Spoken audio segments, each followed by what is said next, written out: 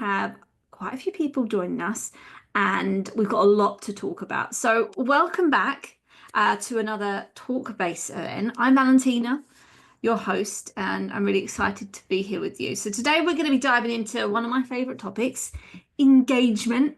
We've said before this, you can have a lot of fun with engagement, seeing your initiatives kind of come from the planning stage into your members really engaging with what you've created is just a lovely thing to see.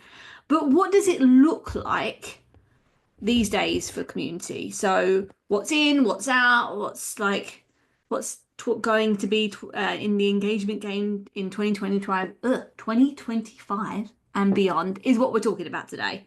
So we have three powerhouse women joining us from Squarespace, from Progress, and from Monday.com.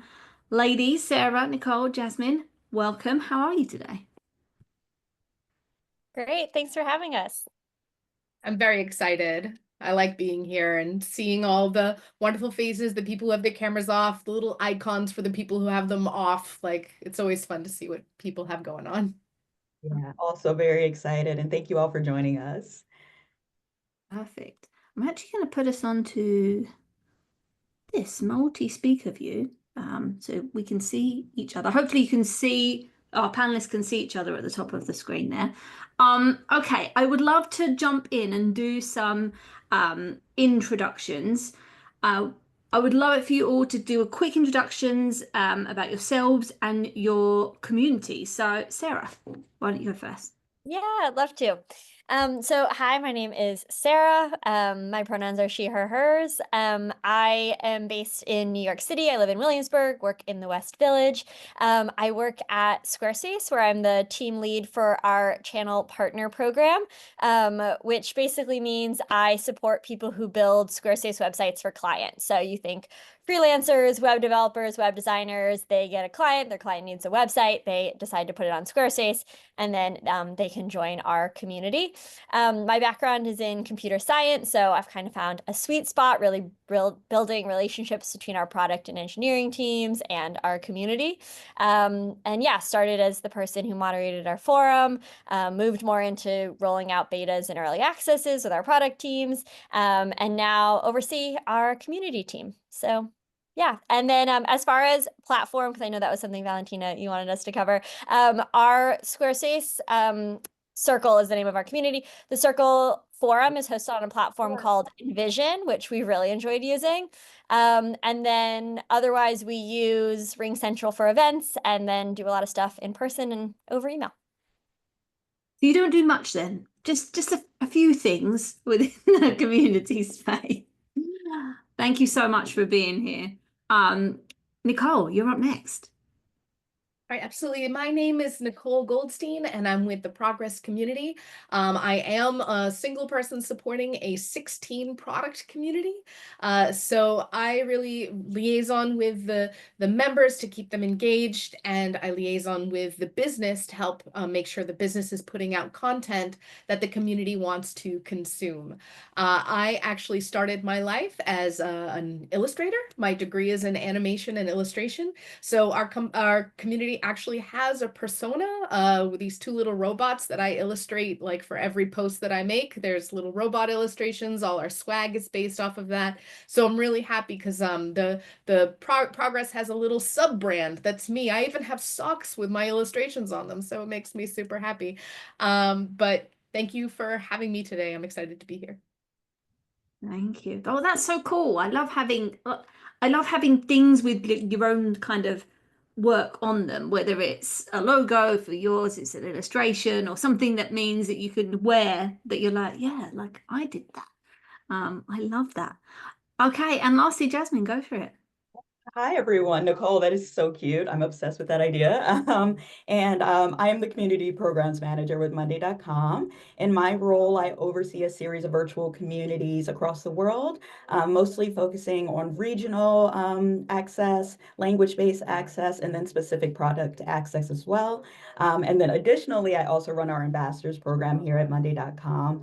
My history in the community space actually started in the theater. So I used to be in the theater education space, which was a lot about in-person community. And then we, of course, switched over to virtual when virtual was needed. And all of our communities at Monday are customer based. And so every community that we have is our intention is to help people use Monday better in different languages, in different styles, and different products. And so I'm really excited to share what we know from our community spaces with y'all. Amazing. I think we have like three of the best people to talk about this topic. Like, I'm so excited for this conversation. So I want to dive right in. So we have prepared some questions. I'm gonna go to each of you. Now, feel free to jump in if you have something to add. And if anybody has a question throughout, pop it in the chat so you don't forget about it. And then once we get to the Q&A part, you can either come off of mute and ask your question directly, or I can read it from the chat. So let's get started. I'm coming to you first, Jasmine. So if I said, that's so 2024, what type of community activity or event type or program comes to mind, and what's out nowadays? Absolutely. So my thought around this is one-sided conversations or 100% speaker-led webinars. I think that we have so many ways of engaging people beyond just sitting in a room and everyone's watching the speaker. And I think we are already doing a beautiful job in this space where either we're reacting in the chat, commenting in the chat, which I consider like a low pathway of engagement. But we also have some like medium to larger pathways of engagement, such as like at the beginning of a presentation, thinking about what type of interactive activities you have going on, whether it's a QR code to interact with something, or you've gathered quotes from community members who are attending your event and you can show them on the screen and have them rotating and get people excited about seeing their thoughts. Or even a larger pathway. So like if you're using a fully interactive community space like a Cuomo space, or even at Monday, we now have an interactive space called the Monday Mansion where everybody can dress up as llamas and come into the space and run around and interact with different things. Like I think we are in a space where community has been for a long time being in person together. We lost that for a second and now people want it again. And so it's our job to figure out, well, how are we creating that in-person feeling even in the virtual space? So that's what I would say. I love this Monday Mansion idea, and llamas. Someone's put in the chat, I want to be a llama. Like, I can just 100%. imagine all these like llamas running around this mansion. Yeah, yeah, and they get custom sweaters too when you're in the mansion, so that's pretty fun. I'm not gonna lie. Ah, I think we all want to be there, right? Does anyone else have anything to add? Sarah, Nicole, like what's so 2024? I definitely agree. No webinars for webinars' sake.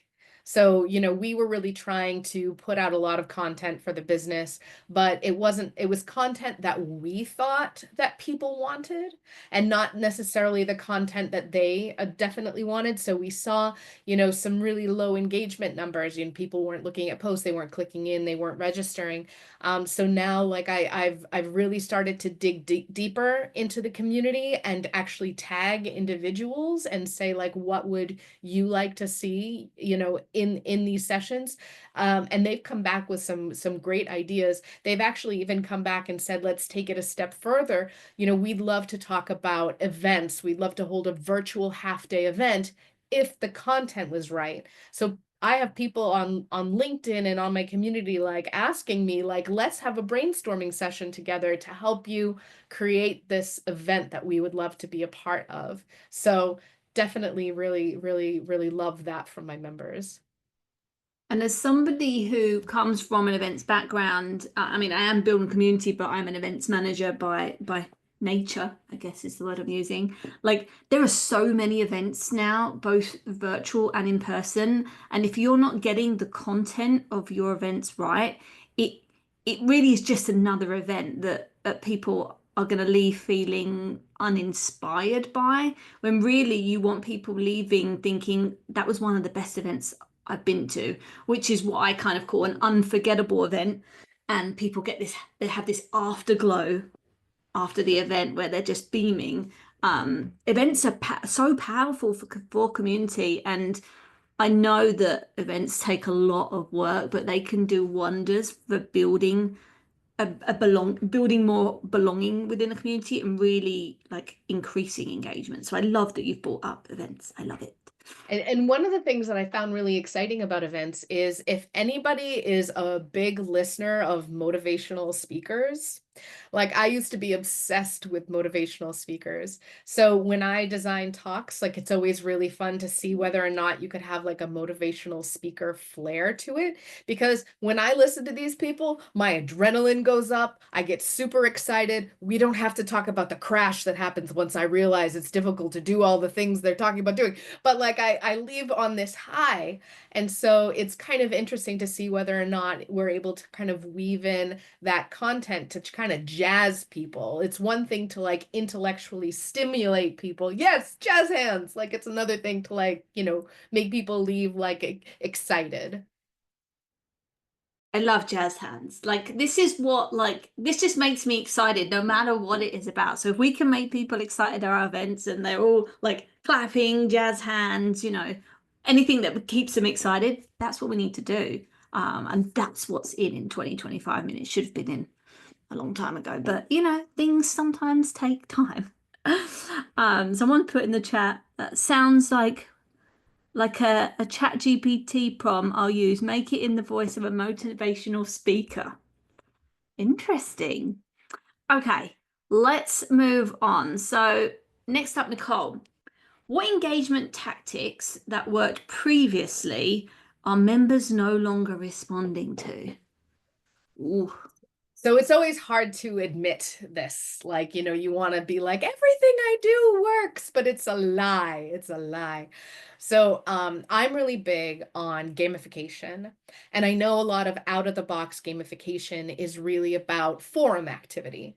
But I really try to recognize the other ways people are engaging with progress. So whether that be getting our certifications, attending our events, completing our surveys, I really try to give it kind of a holistic feel. And one of the things I was trying to incentivize for was doing beta testing. And I feel like at first people were really excited about it. It was like, if you give this kind of response, you earn this many points, a major response, you get this many points. But it really kind of came down to people willing to invest the time. Like, regardless of the amount of points they got, it was really a matter of like, can I sit down and invest the time in this, which is totally more a willingness problem, an interest in the product future problem than it is about making sure that people are consuming the content and interested in the content, because a lot of people are interested in the outcome, but they don't have the ability to invest the time. And unfortunately, that's one of those levers that I can't move for my members. Yeah, that totally makes sense. Sarah, Jasmine, are you experiencing the same sort of thing? Yeah, I think back to something that Nicole said earlier, just in terms of like going to where your community is wanting to engage and how they're wanting to engage. Maybe 2 years ago, we were running a monthly community orientation for members that were new. And we were like, this is our community. This is how you get engaged. Like, here are all the benefits we offer, thinking this was like the best way for people to get oriented to what we were doing, kind of like a college orientation. But what we found, and like we came in with the hypothesis of like, if you come to an event, you're going to be more likely to be engaged. Maybe you'll like come to more of our events and you'll post on the forum and you'll build more websites. It's going to be great. But what we found is when you're brand new as a web designer and you're getting started, it was less relevant for them to know like how to post on our forum, and more they were like, how can I find new clients? And like, how do I like start setting up my processes? How do I build really great websites? And so we shifted our monthly orientation into a monthly talk show. And so now this is really spearheaded by my colleague Sam, who's our senior events manager. But we now host a monthly talk show where me and Sam bring on a member of our community and talk about something like onboarding clients or like offboarding clients or building websites for a specific industry. And we found like it's been a much stronger value add for people who are really early in their journeys. And then as they kind of like get plugged in and start attending our events, we do our own ads for like, and now an ad from, but we're just sponsoring our own ads. And so it'll be like an ad from the forum. And then we'll like plug the forum that way, or we'll plug, the system that we use to pay people for bringing their clients to Squarespace. And we found like infusing information about our program into something that they're already wanting to come and learn about, to be a lot more successful in getting people to show up. Love that. Jasmine, I know you wanted to say something. I just want to yes and both of these conversations that are happening right now, and adding, we did a beta test style programming as well in our communities. And it's so important, which Nicole mentioned before, to think like, what are we doing that the business needs us to do and wants us to do versus, what are our community members actually interested in? And so, the beta testing is helping us make our product better.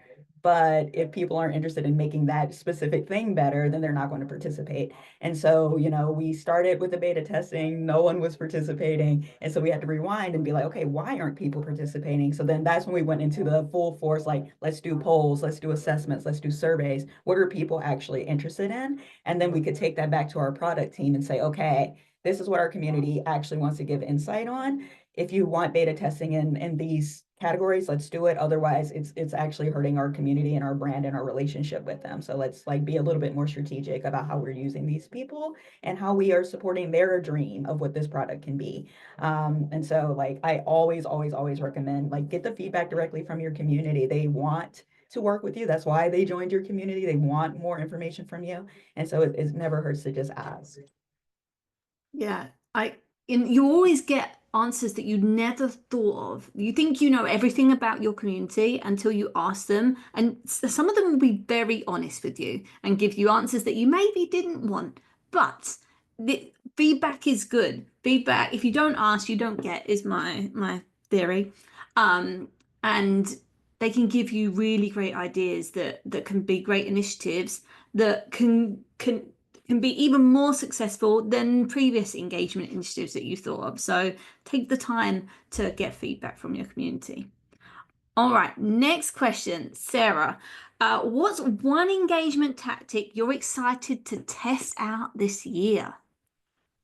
Yeah, 100%. So, our community has been around for almost 9 years, and one way or another, it's evolved, it's grown a lot. And kind of, thank you. And thinking about, kind of who has been making up our community is something that we're thinking about now that we just hit like 100,000 members. We're like, okay, are the people that we've gotten into the space like doing the kinds of things we want them to be doing? Are they building a lot of websites, which is kind of connecting that like community to business side?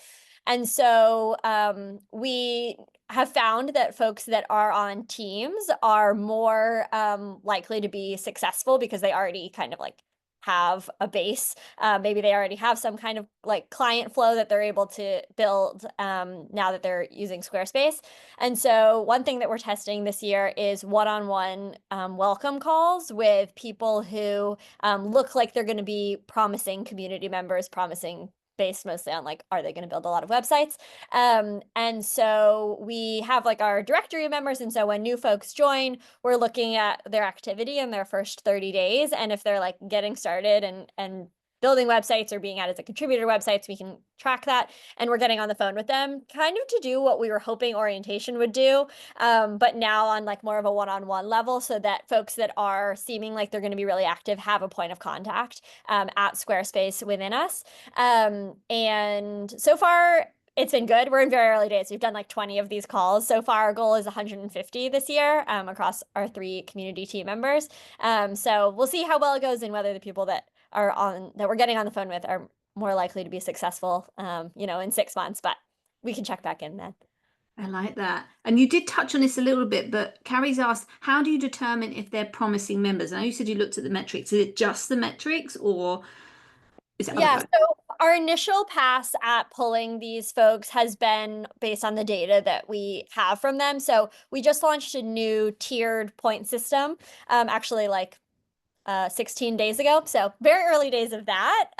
But we can see how many points folks have acquired, which is based on their website subscriptions within, their first couple weeks of joining the program. So right now we've been looking at that as the main metric. I think we're going to need to add some amount of like qualitative looking at their websites and seeing if they seem to be like true web designers, because we have been getting some false positives. So one of my projects on my to-do list is to refine how we're finding folks, but it's been good to get the motion of getting on these one-on-one calls off the ground to start. Definitely. And that's the beauty of community building. It's trial and error, right? You get something started, you see how it works, and okay, we need to tweak that a little bit. No need to tweak everything, change everything. Sometimes it's just changing one little thing, and you never know, that might get you more promising members. I think that, Jasmine. oh, Oh, Nicole, sorry. sorry, go for it. Was Jasmine raising her hand first? I don't want No, to. no, I was going to throw it out to both of you. It's just Jasmine was on my screen first, and go for it. I'm sorry, Jasmine. I was just gonna say that I really kind of appreciate that thought, and because we had the Jasmine conversation, I forgot the last point that I was gonna make. Ah, Jasmine, it's because I love you so much that took over my entire brainwave. I love you too, if that means anything. I wish I could help. I feel like a Titanic moment. We're like fading away from each other. Never let go, Jasmine. Never let go. I pass over the baton. If it comes back to you, let me know and we'll jump back into it. Okay. Jasmine, do you have anything that you want to share about something you're excited to test out? Yeah. So mirroring Sarah as well, we actually have a tiered point system that we do with our ambassadors program. It's reward based, it's gamified, very fun. And something that we're trying this time around is that we have several different engagement tiers. So for our ambassadors program, we're mostly looking at external engagement. So are they posting on social? Are they helping community members? Are they doing feedback surveys with our team? So we're looking at like how are we engaging in different ways? And each tier has different points that you have to hit to get a certain goal. So we have virtual badges, gift cards, all the cute stuff, the swag, things like that. And this year we opened up a series of different tiers to consider. And we also opened up what we call like an all-star tier where we're combining all the different points together to make like a larger tier award. And we're kind of testing out to see if people want to go for the big award this year.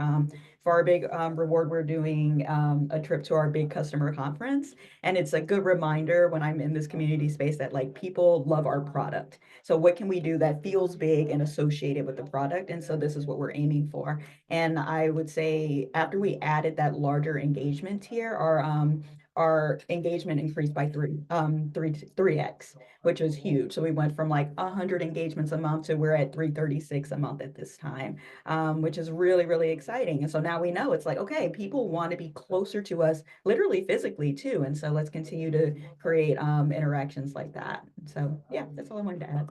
I love that. Nicole remembered what she was saying, so I'm not going to say anything more. I was gonna say, I feel like there's a little bit of safety in community in the fact that we can experiment. Like we can launch a program, and if it fails, it fails, and it doesn't necessarily like I don't feel personally that I'm gonna lose my job if I try something that doesn't work. I don't feel like I'm going to turn off a million members. I don't have a million members. I don't feel like I'm going to turn off all my members by trying something that they don't want to engage with. They'll just choose not to engage with it. And that's a lesson learned for next time. So there's really a sense for me of like psychological safety where I can try things out of the box. Yeah. No, like that makes total sense, and it almost makes our jobs feel a little not easier, because community building is not easy, but the fact that we know that we're trying and testing, and sometimes things don't work, and that's okay. Not everything is going to work and be really successful, and that's why building relationships with our members is so important, because you get that feedback. You feel like it's not like them and us, it's just like we as a collective community, which makes our job feel a lot more rewarding, right? Staying with you, Nicole, I've got my next question for you, and it kind of ties in. Are there any ideas or programs that you want to try out this year? So I've been thinking about this for a while, and I have three. I have three, and one of them I actually learned from one of our talks along the community, and so it's always wonderful when community managers inspire other community managers. And one of the things was random acts of community. So actually going out there and asking users to tag each other, to thank each other for the engagement that they've had. And I'm really excited to see how that works, because I feel like there's definitely a nestled part of my community that will be all over that and really want to thank each other or tease each other or meme each other, which is actually part of the fun. We had a meme the other day with slippers, and it started as a technical question and it ended up at slippers. And I just think that that's perfect. Another thing that I'm going to be doing is partnering with our user groups. So outside of Progress content, there are actually Progress user groups that no employees involved unless they want to involve us on purpose. And they're putting out all of this content. And I'm actually partnering with them to help them make their free content about our products and how to manage our products and make our products more sticky. I'm going to be advertising their content, because if they're not asking a cover charge for it, there's only benefit to my users. If they're not asking for, pay for this $8 million membership, then, having my users be a part of their community is no harm, no foul. Let's build out a network and an ecosystem. So I'm really excited about that. And then I brought up earlier the events that people are asking for.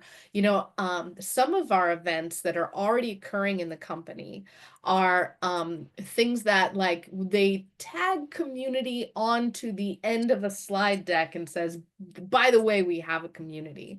So I've been advocating to actually travel to some of these events, and I can't travel to all of them, but I can travel to some of them, and to talk about the community, to network with people, to show people the value. And I think networking really matters, and seeing people face to face really matters. And when I go to these events, I'm pitching it that not just waste budget on me. I've got a 20-minute pitch to put into a 3-day conference, which is also the truth. But I want to see if there's a way that we can create a space in my community, which is built on Salesforce. And I'm sorry to absolutely everyone whose community is built on Salesforce, but potentially we can create spaces in the community for this event specifically, so people can be engaging in the moment and asking questions and participating with each other. And so I'm really excited to see if that takes off. And worst comes to worst, they will never ship me across the country again, which I'm sure my husband will be really proud of. Don't travel anymore and leave me alone with our 9-year-old son.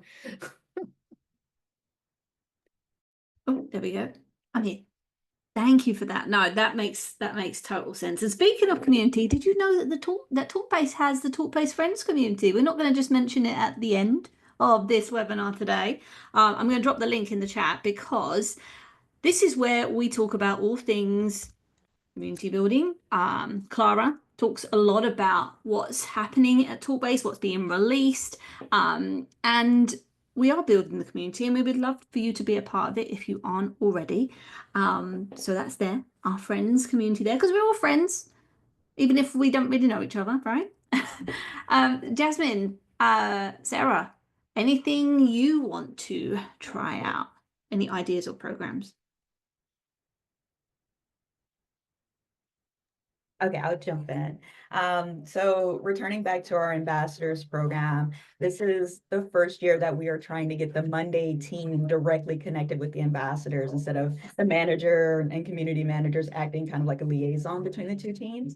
So what we've launched is a group in our Slack channel for the ambassadors called Monday Team Connect. And so it's people from select products, select teams who decided that they actually want to directly communicate with the ambassadors. And outside of the Slack group, I'm able to have like one-to-one conversations with them about, like, how do we frame ourselves when we're in the community? How do we actually speak community language so that people want to interact with us? And it's been amazing seeing how these individuals who may be product heavy and very much in product language and world have adjusted the way that they communicate with people, and seeing how the engagement has adjusted because of that.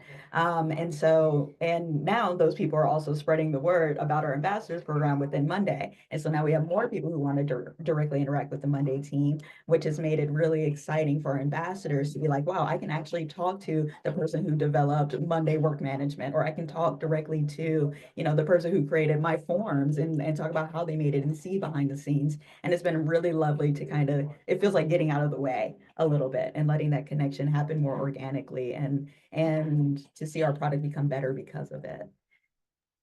Just love organic things happening, because we as community managers, we're planning and trying to throw like spaghetti at the wall and hope it sticks, but sometimes it sticks when you wouldn't expect it to stick, and then other bits just randomly stick. I'm sticking with the spaghetti thing, but you get what I mean, like the organic part and seeing it just happen, and then you log in and you're like, oh, it brings you so much joy. So I totally get that. Sarah, anything from you? Yeah, kind of on the note of sharing appreciation, something that we transparently haven't started yet, but is on our roadmap for this year, is thinking about our gifting strategy.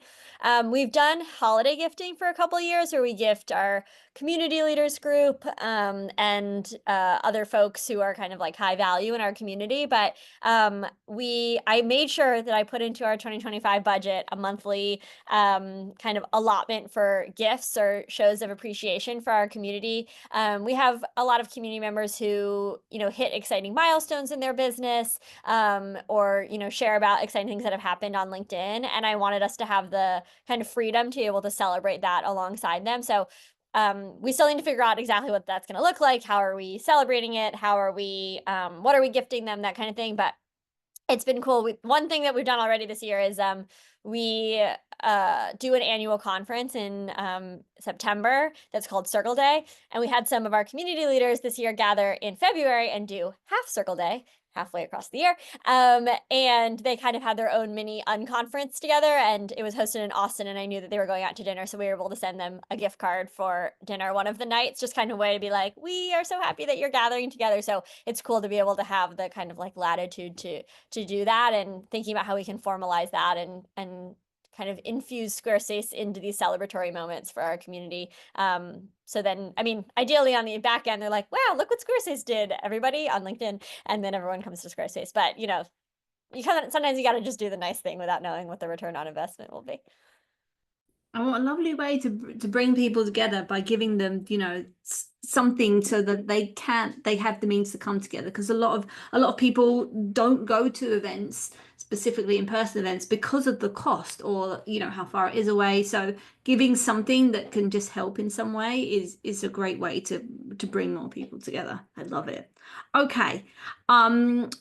Moving back to you, Jasmine, I'm talking about things that are going to be around forever. So, what engagement program do you think will run forever? What does it look like? And why do you think it resonates so deeply with members?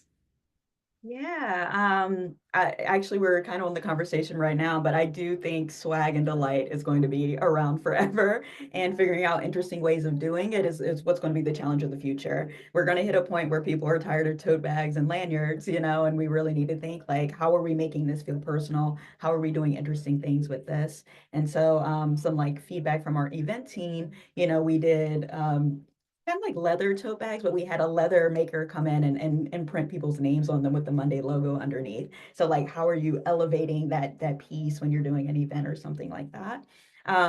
I also think of like, as community people, we have a lot of hats and we wear a lot of things, and it can be challenging to keep up with systems like, how are we distributing swag? How are we using swag? So really thinking about how are we automating those processes. So like a small recommendation, we're using swag.com at Monday, and it has changed the game. Like, we don't have to store any swag in the building anymore. They make it all, they distribute it all, and we basically get to create little landing pages that look super cute and super interactive so that people can capture their swag. And it's made our lives a lot easier here, so that we can get back to the like nitty gritty, really like making that community connection. And we're able to use it in so many different platforms. So not just in our virtual communities, but with our ambassadors program and with our swag and our social media sites, and all these different ways we're able to elevate the system that really works for us. So that would be mine. Yeah, love swag, but I'll be honest, I am getting over certain swag products, and just sometimes you just wish that they would be like, just be a bit more creative about it. So I love that you've got somebody in to do that and making it a real experience rather than just giving it out at an event or it's on someone's chair, like come on over, oh, what's happening over there? Like, and getting things personalized. That is really something that I think a lot of people would be really into. A small thing that we did as well. We did a calendar for the year, but on every single page there was a wellness activity based off of that. Hmm. So there were QR codes that were actually like fill in the blank thing so people could make it personal for themselves too. So like the more thorough, the more thoughtful you can be, the more people are likely going to engage with that swag and then also share it out into the world to get your brand out as well, which is awesome. Yeah, rather than leaving it in the hotel room or putting it in a cupboard with other random swag things. Yeah, totally. Any thoughts on that, Nicole, Sarah? I'm a stickler for I'm no more tumblers, no more any of that. So I try to be really kind of weird when I come up with swag packages. Like for example, someone just unlocked a new level. I'm doing a pajama set.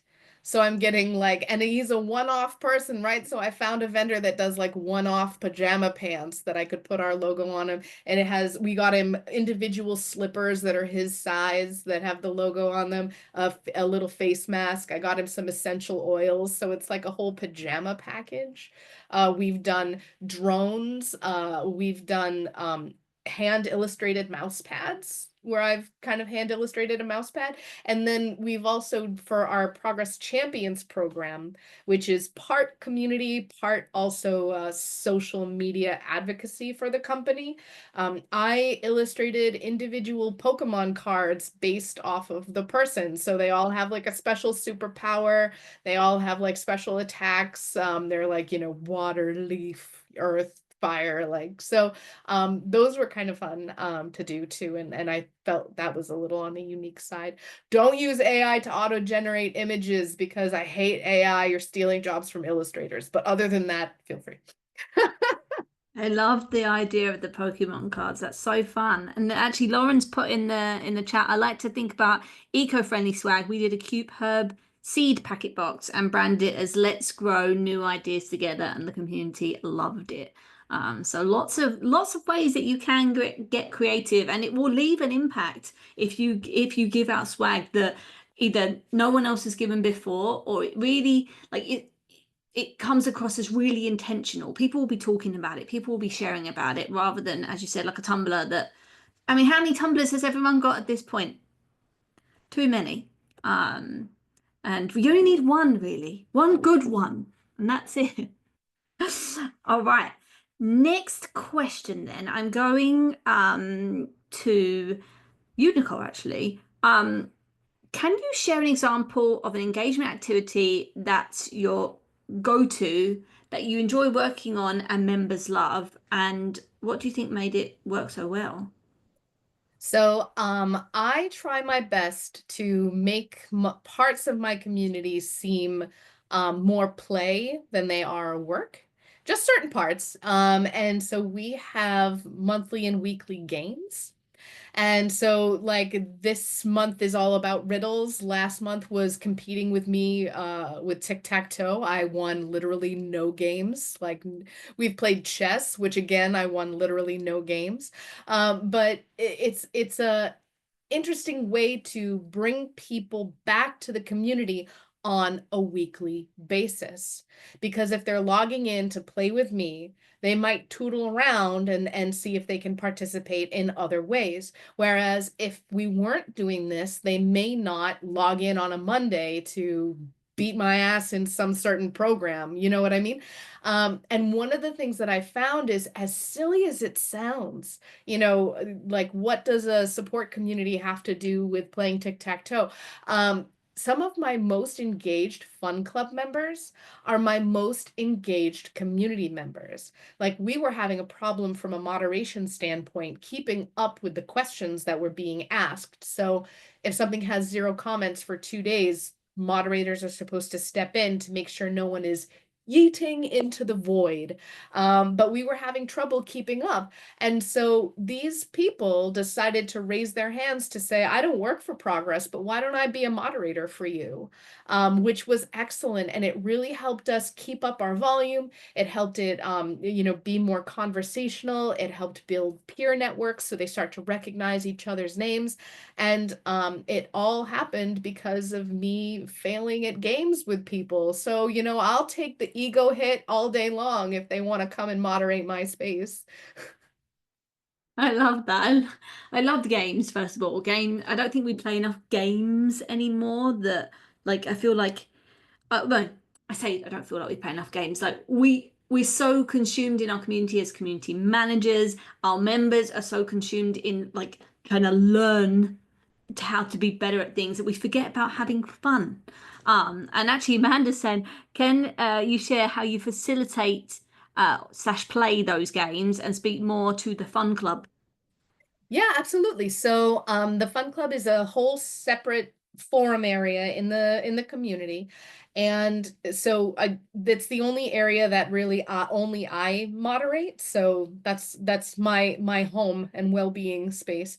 And really what I look for is online games that, can be played. I don't want people to have to log into a separate platform. However, we did do that one time. We played Drawful, which is a game kind of like Pictionary, only much, much ruder and fat finger drawing on your phone or your tablet. So that was really fun, but there wasn't a lot of participation, time zone differences, things like that. That was one of the things I tried that wasn't as successful as I would have liked. But one of the things that you need to keep in mind is your personal capacity to play. Right. So some of these games are really labor intensive. So I'll take a slow month and say, okay, let's play checkers this month, where I'm literally putting together a PowerPoint checkers game and we're passing it back and forth with moves. And I promise people 2 moves a day. So like I might play 2 hours of checker a day between all the different boards I'm playing. And so I can only do that during slow months. But like the riddles competition, people are putting in their own riddles. They're trying to solve it for themselves. And all I have to do is keep track of what points they're earning. So definitely be cognizant of how much time you can invest at any given time in order to plan what game you're playing.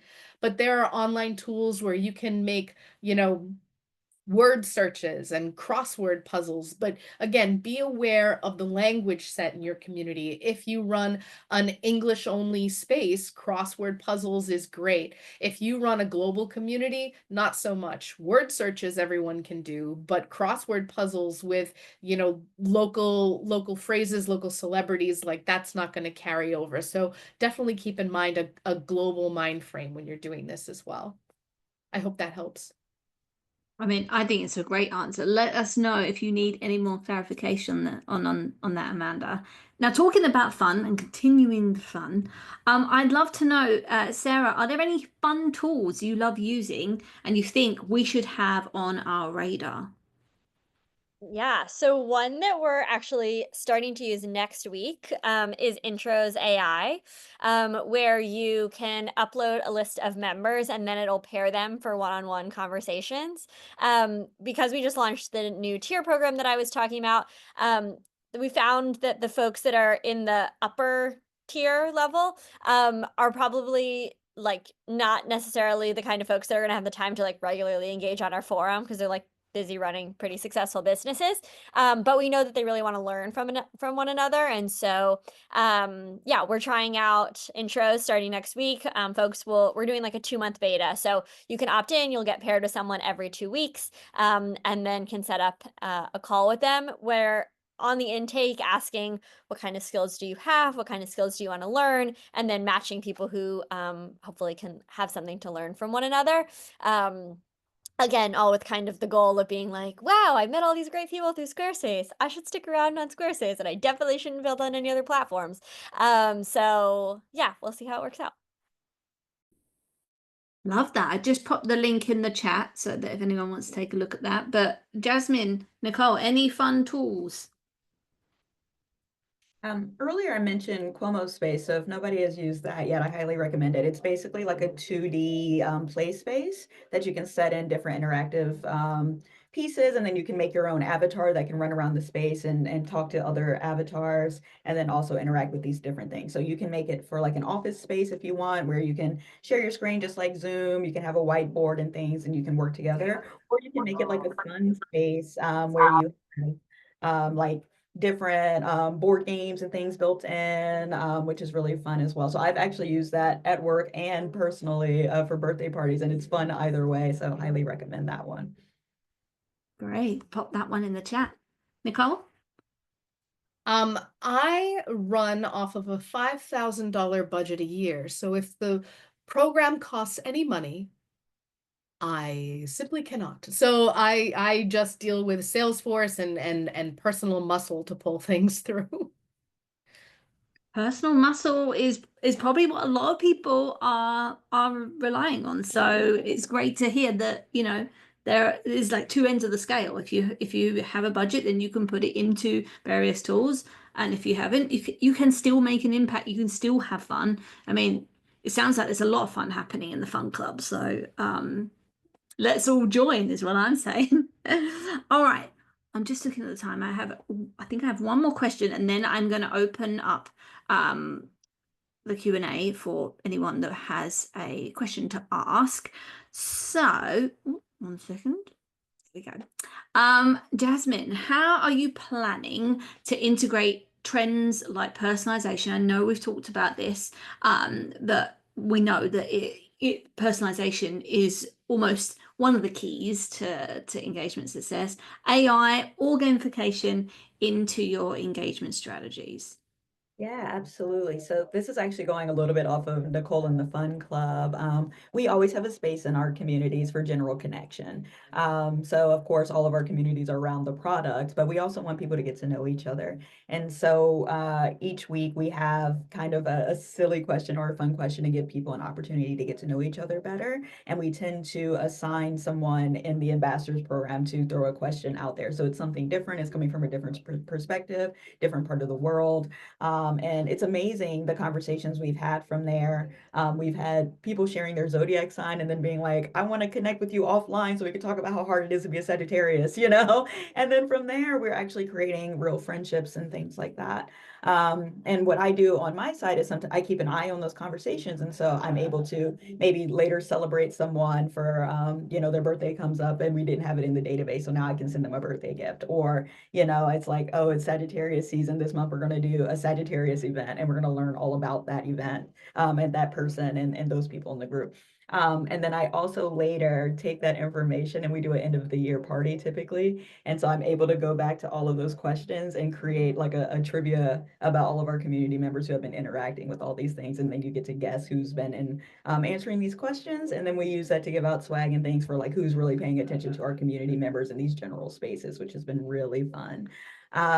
Outside of that, AI is huge. Everybody's using AI, and so the Monday platform now has AI built into it. And so I'm really testing how far we can turn Monday into an actual community platform, knowing that AI is in there now, so that we don't have our community data living in HubSpot and then our rewards in Monday and this place and this place. Now I'm trying to build it all into Monday, and so that's going to be an interesting challenge to try this year. So yeah.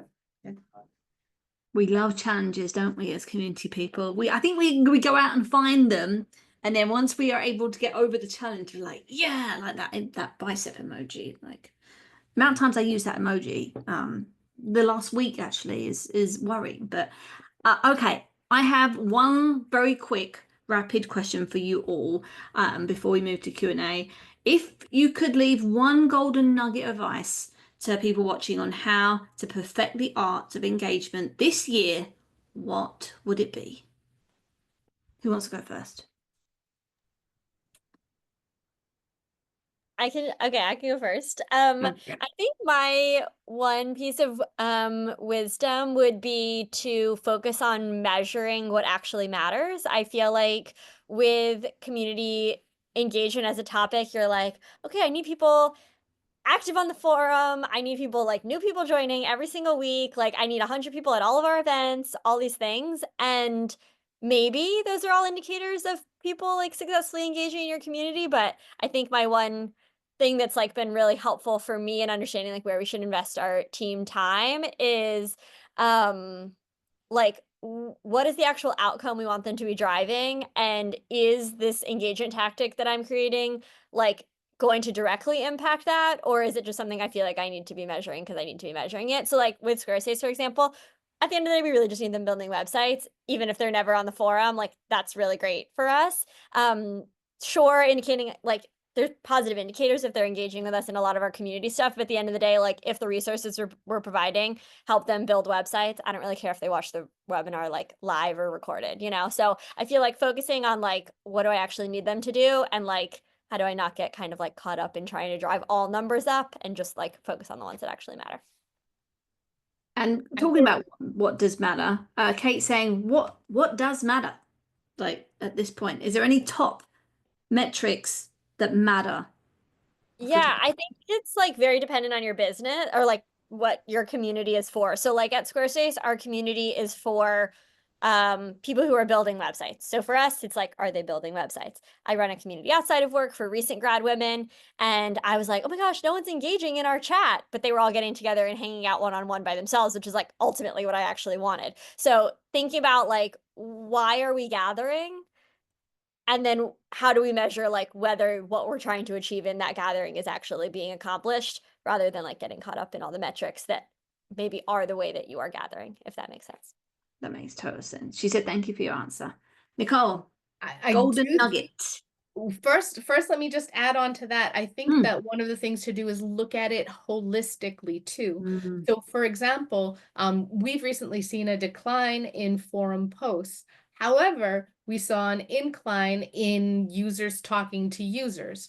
So, one of the things we looked at from a holistic perspective is we're putting out so much how-to content. And there's searchability in the community as well. So we looked at it and said, maybe it's not a terrible thing that people aren't asking questions in the forum, because we're creating all of this additional content that they're consuming. And we can see from web traffic, they're still coming to the site. They're still consuming that content. They're still talking to each other. And so something that might look like tragic, like, oh my gosh, our forum posts are going down, when you look at your business as a whole, it might make more sense and help that picture not be as tragic as you think it is. Yeah. Oh, sorry. And then my golden nugget. My golden nugget again is to talk to your users. You know, we make assumptions all the time, you know, what we think will work, what we think they want. But listening to them is the best thing that we can do. I created a community advisory board. It's not to talk about product, it's specifically to talk about the community, but I have representation from the biggest products in my portfolio. And so if I have an idea for the community, I throw it out there. If they have an idea for the community, they throw it out there. I have a feature request portal for the community where people can ask for different things, whether that be functionality related, content related. And so I try to foster I keep saying the word ecosystem, but I keep trying to foster relationships with people that make them feel comfortable being able to come to me, even if that's to kick me. And all my users have also said that they hate Salesforce. So if there's anyone from Salesforce on the call, I really feel bad for you. But like every time they're like, "Can you do this?" I'm like, "No," and they're like, "Stupid Salesforce." But so yeah, listening to them is my golden nugget. I love that. Jasmine, what's your golden nugget? I feel like we're just like bouncing off of each other right now. So for me, transparency is key. And so when you are receiving feedback and input from your community, you want to make sure you have a way of tracking that information that's easy for you to read and understand and make actionable moves. And then when it's time for you to make actionable moves, the more transparent you can be with your community about what you're changing, what you're thinking about doing along the process, the better. It builds in time for you to have like cushion to actually launch and build things, but also your community wants to know what's going on.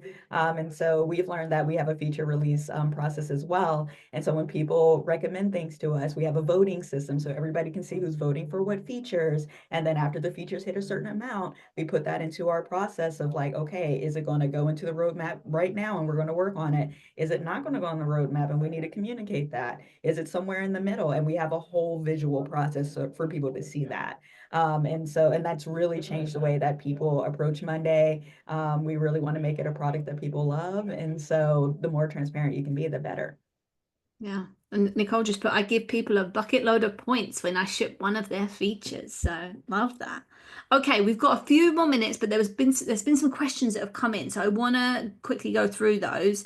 So this was a question from Carrie to Sarah. How do you determine if no, we did that one actually, sorry. This is a question from Francisco, not to anyone in particular. What's the first step to get members to engage after the initial sign up to your community? Oh, big question. Who has some thoughts? For me, one of the things that happen when they first sign up for the community is there's an onboarding widget. So it asks them what their product of choice is. It walks them through all the different forum areas they can subscribe with a click. The special membership areas where they can apply to be a member. We have NDA areas where we show behind the scenes stuff, roadmaps and things like that, so they can automatically apply. And then as soon as they complete that, they get badges and points from the gamification system. So it's a way for me to do a walkthrough that's kind of like a forced walkthrough, make it super easy for them to subscribe, and then immediately try and let them know that participation in things will keep it fun for them. And there's 2 points of entry into my community, and one of them is support. So I think people tend to come there when they're looking for content anyway. And so to try to support them and say, before you open a support ticket, here is a forum for you. That really kind of, I think, helps inspire them to participate in that. Yeah, no, definitely. Okay, next question. I've got 2 minutes left, so I want to get through these 2 questions that I've got here. So, question from Rihanna. What is a healthy percentage of monthly or quarterly active accounts in a B2B customer community to aim for? Anyone want to take that? I can share, like, ours is basically B2B to C. We have like 100,000 people in the community. I think we have like 30,000 of them who are actively building websites, which we consider them to be active. And then I think after that kicks in the like 99-1 principle, if you've heard of that, where of your community, 90% of people are lurkers. They like probably won't really engage in anything. 9% are like somewhat engaged. They're around. Maybe they post on the forum once every so often. And then 1% are really, really engaged. So if you're like, oh my God, only so few people are posting. Well, it's 1% of your community. That's what pretty much everybody else is seeing. So yeah, I think our community matches that. Yeah, ours is similar B2B. We do 30% is the goal and 40% is the stretch goal, is what we're trying to go for all of our communities. Perfect. Great. All right. I'm going to wrap things up because we have 1 minute. Thank you so much, ladies. This has been like the most insightful conversation, and lots of people have shared some lovely comments in the chat. So thank you so much for joining us. It's been great to chat with you. Now, with Talkbase, we have lots of events happening. In fact, there's another event happening in 2 weeks' time with Clara, who will be talking about building brand love and how community fuels growth and advocacy, with 3 more amazing panelists from DocuSign, Pocus, and Gatherful. I'll drop the link inside of the chat here so you can sign up for free. And don't forget, we do have our community, the Talkbase Friends community. If you're not part of it, come on in and join us, and we'll continue the conversation over there, because we could talk about engagement for days, months, years. And that's it. Thank you so much for joining us today. I think it's Wednesday. Yeah, it's Wednesday. Have a wonderful Wednesday, and we will see you in a couple of weeks. Thank you very much, everyone. Bye.